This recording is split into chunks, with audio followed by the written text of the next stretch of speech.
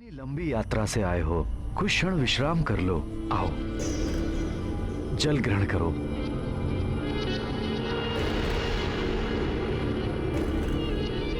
क्या सोच रहे हो? जल ग्रहण करो हनुमान।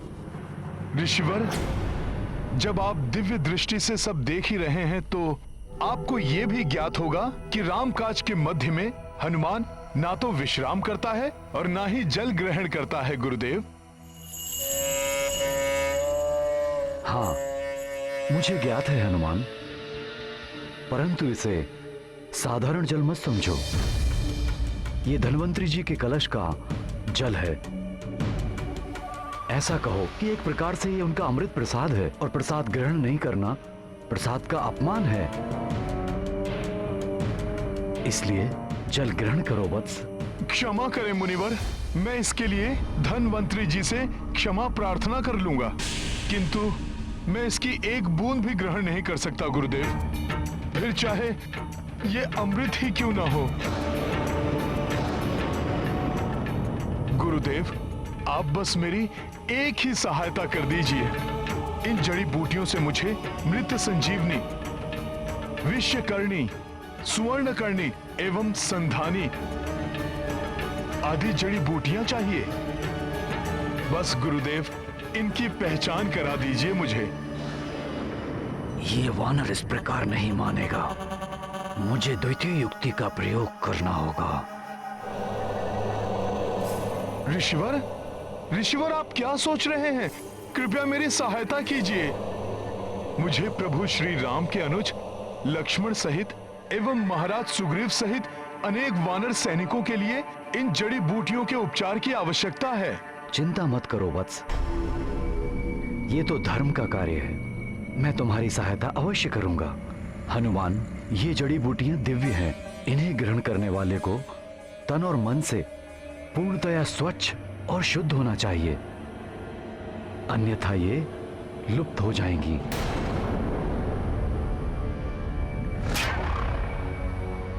तो इन्हें ग्रहण करने से पूर्व जाओ, वो जो सामने सरोवर है उसमें जाकर स्नान कराओ।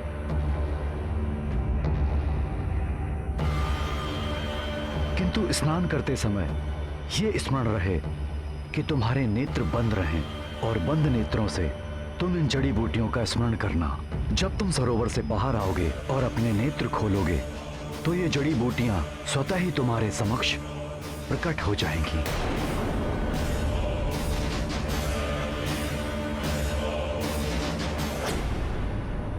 जाओ, स्नान कराओ। किंतु ऋषिवर, नेत्र क्यों बंद रखने हैं? तुम प्रश्न बहुत करते हो हनुमान। इसके पीछे एक लंबी कथा है। तुम्हारे पास समय है? सुनना चाहोगे? नहीं गुरुदेव, इतना समय नहीं है मेरे पास। मुझे सूर्य उदय से पहले ही लौटना है। आपके निर्देश अनुसार मैं शीघ्र ही स्नान करके आता हूं। प्रणाम ऋषिवर। प्रणाम। स्नान कराओ।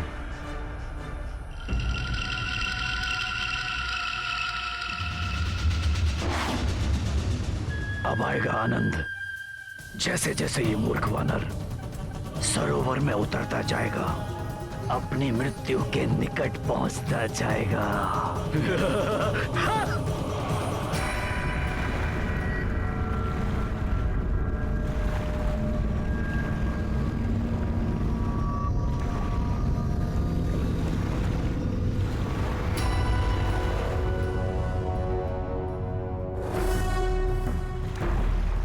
प्रणाम जल देवता।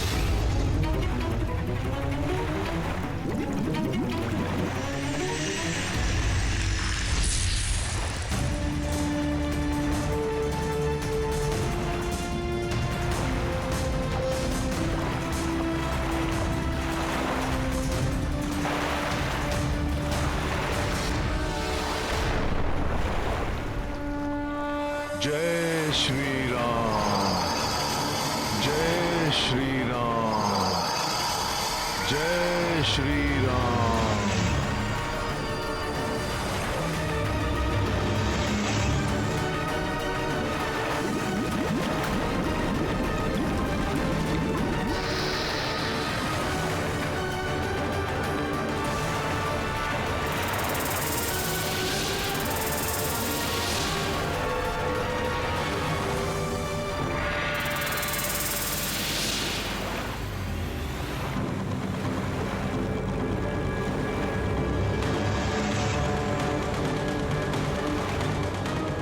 इस जल में हलचल हो रही है, किंतु मुझे जड़ी बूटियां चाहिए, इसलिए मैं नेत्र नहीं खोल सकता।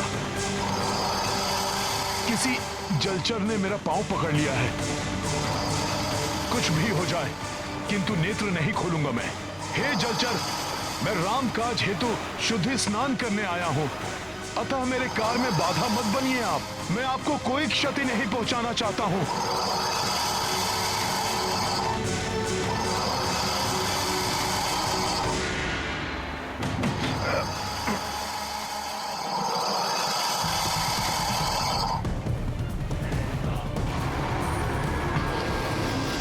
मैं आपसे पुनः विनती करता हूं, मेरा पांव छोड़ दीजिए। मैं आपसे युद्ध करने नहीं आया हूं।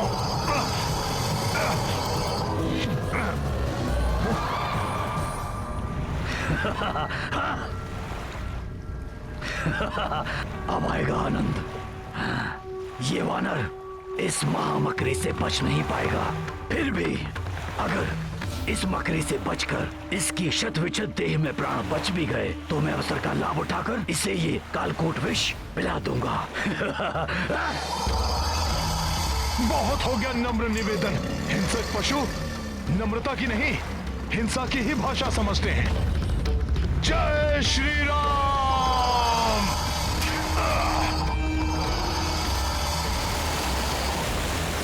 ये मकरी राक्षसी इतना शीघ्र परास्त नहीं होने वाली मूर्ख वानर, तुम बच नहीं पाओगे इससे। हे दिव्य सरोवर, शुद्धि स्नान में मेरी सहायता कीजिए, जिससे कि मैं सूर्य उदय से पूर्व ही जड़ी बूटियां प्राप्त करके लंका लौट सकूं।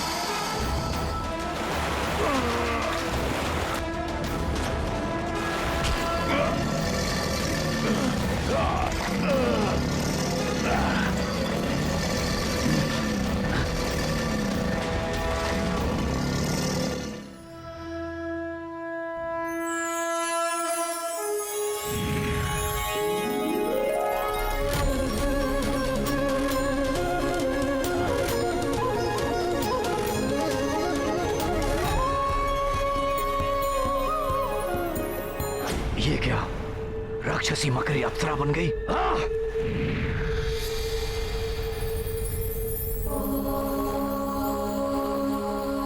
आप कौन हैं देवी? और ये सब क्या माया है? मैं अप्सरा धन्य मालिनी हूँ। प्रजापति दक्ष के श्राप के कारण मकरी बन गई थी। मेरा उद्धार श्री राम के सच्चे भक्त के हाथों ही होना था।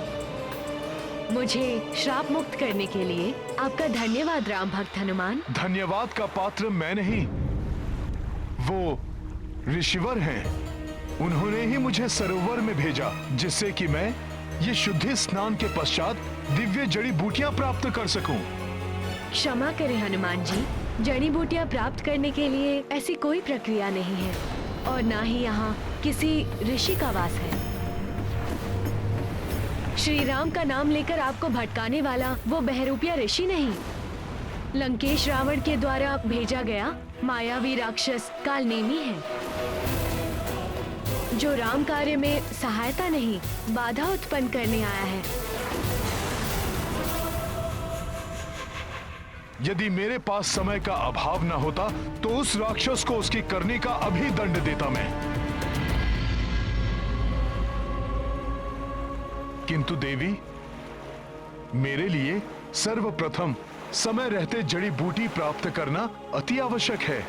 देवी, क्या आप उन विशेष जड़ी बूटियों को पहचानने में मेरी सहायता कर सकती हैं?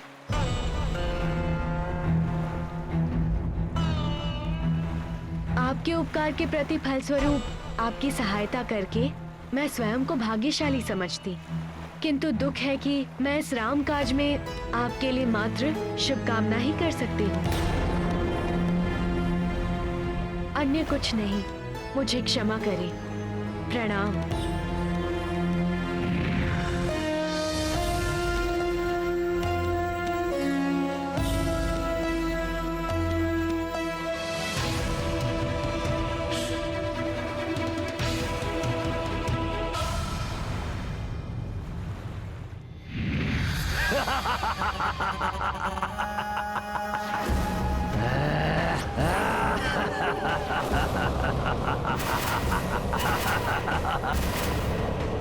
हनुमान, उस अप्सरा ने तुम्हें मेरा परिचय दे दिया होगा, किंतु तुम्हें ये बताना भूल गई होगी कि इस कमंडल में प्रसाद कौन सा है। इस कमंडल में धन्वंतरी का जल नहीं है, इस कमंडल में है महाकालिया नाग का कालकूट विष,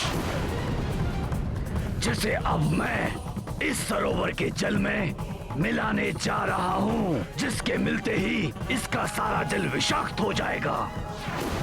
यहाँ के सारे जलचर, तुम, वन्य पशु पक्षी सब क्षण भर में समाप्त हो जाएंगे।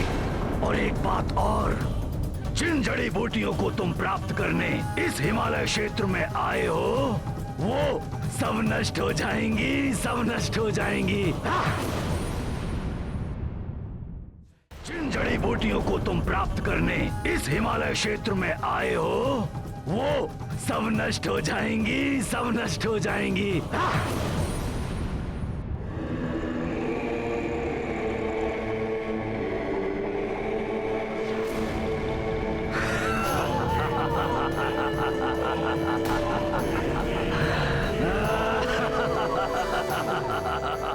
इस राक्षस से युद्ध करने के लिए समय शेष नहीं है।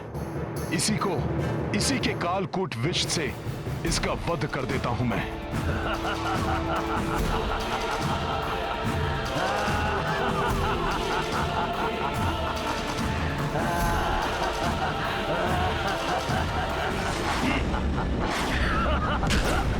अब कुछ नहीं हो सकता हनुमान, जो करना था कालनेमी ने कर दिया।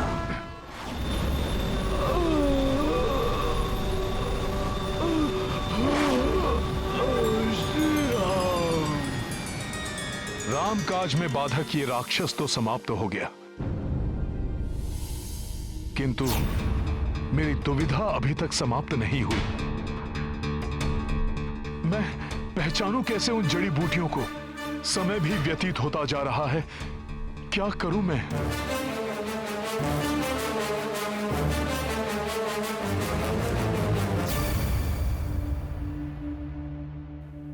अब तो रात्रि का अंतिम पहर आरंभ हो गया है। कदाचित हनुमान ने जड़ी बूटियां प्राप्त कर ली हों। किंतु विभीषण जी, महामायावी कालनेमी अभी तक यहां नहीं आया। इसका अर्थ ये हुआ कि वो निश्चित रूप से हनुमान जी को रोकने गया होगा। हनुमान को कोई नहीं रोक सकता। असीम पराक्रम है हनुमान में। देखिएगा, लक्ष्मण भैया और पूरी सेना सहित सबको जीवित कर देंगे वो।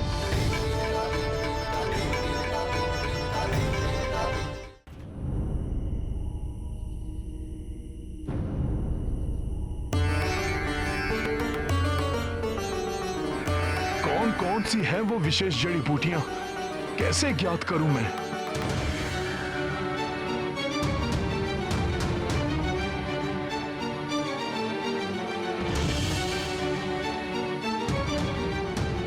ये अधिकांश बूटियां तो एक समान ही प्रतीत हो रही हैं। यदि इनमें अंतर ढूंढ भी लूं तो कैसे ज्ञात होगा कि ये कौन सी जड़ी बूटी है?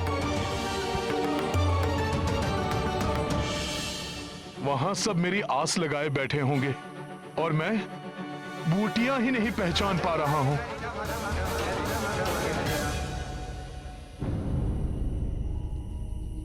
हे पर्वत श्रेष्ठ द्रोणागिरी, अब आप ही मेरी सहायता कीजिए, दर्शाइए मुझे मार्ग।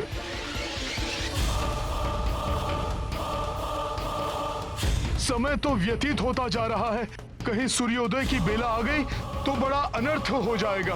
भैया लक्ष्मण सहित पूरी सेना के प्राण संकट में पड़ जाएंगे। मुझे शीघ्र ही कोई निर्णय लेना होगा।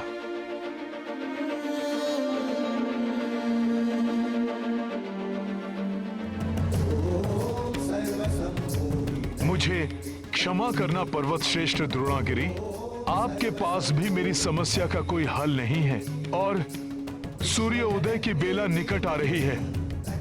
अतः उन जड़ी बूटियों को ले जाने के लिए मेरे पास अब एक मात्र विकल्प ही शेष है, आपको यहां से विस्थापित करके लंका ले जाना।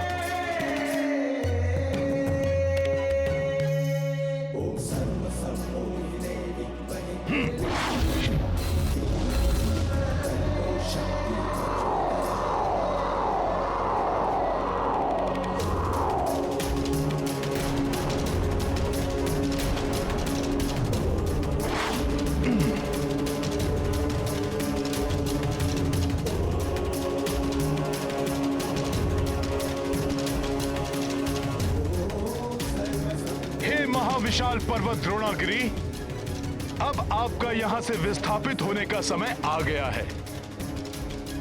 इस पर्वत पर स्थित पशु पक्षियों रामकाज के लिए ऐसा करना आवश्यक है हमें। अतः आप सबको होने वाली असुविधा के लिए मुझे क्षमा करें।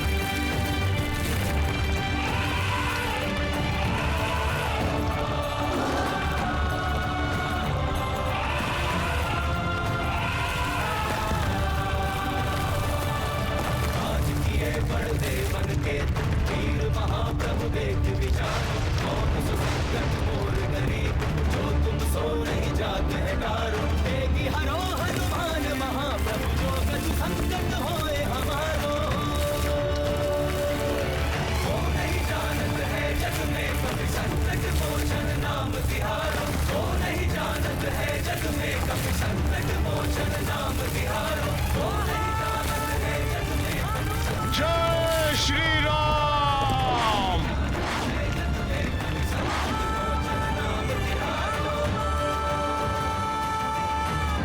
चुनौती कितनी भी कठिन हो, व्यक्ति यदि अपने कार्य के प्रति दृढ़ संकल्प है तो समाधान निकल ही आता है।